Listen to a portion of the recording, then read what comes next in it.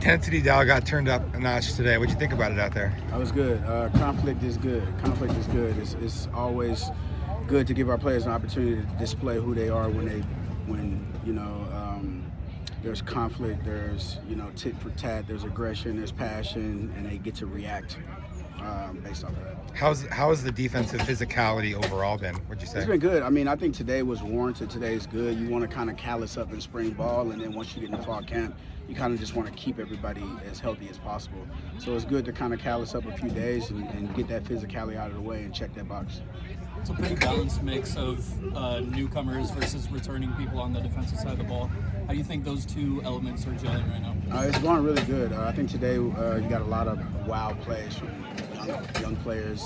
Zeph's out there making plays. Daquan Dunn's out there making plays. Caleb Chester had a few good plays today. So it's good to see some of the youth kind of in practice number 7 get a little bit comfortable in the defense, so they're kind of able to kind of showcase who they are as football players outside of thinking and understanding the scheme. Both the offense and defensive sides of the ball are very talented, obviously. Do you kind of see that as like an iron sharpening iron kind of thing between your DBs and the wide receivers and tight ends? Yeah, I think it's kind of night and day as far as the depth standpoint in that room. Young players today in that room, Butter Tomason, I think Ryan Nellums is probably one of the more improved players on our entire team.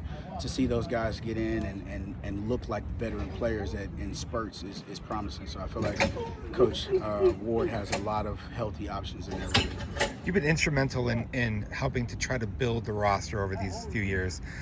How does it feel when you're watching these guys now compared to like the vision that you had for what could happen here? Yeah, I mean, it's exciting. I mean, anytime you get an opportunity to have 3 years to build, going into year 4, this is where you want to be when you take a job. You want to be in year 4 to where the foundation is being laid and you start seeing, the fruits of our labor. The NFL draft is right around the corner. You're starting to see a little fruits of our labor of guys that we've kind of been able to develop in-house. So right now it's just continue to try to out-recruit the players that are here. That's the challenge. Obviously we have a lot of nirvana from height, weight in certain rooms, but the challenge for us as coaches is how do we get better? How do we out-recruit some of these guys that are here that are actually really good football players? 7 practices in, what's impressed you about the freshman DBs and what do you still want to see? Yeah, the youth, the length of these guys. A lot of these guys play with a lot of passion, a lot of energy. They have that dog in them. And really at this level, it's really not about the athleticism. When you look on Saturdays, most plays aren't guys getting out-athleted. It's the mental mistakes, it's the scheme, it's, the brain, the instincts. I feel like that's where guys can improve to where on Saturday you trust those guys. It's not just playing with height, weight, and speed. It's playing with guys that are smart, competent football players.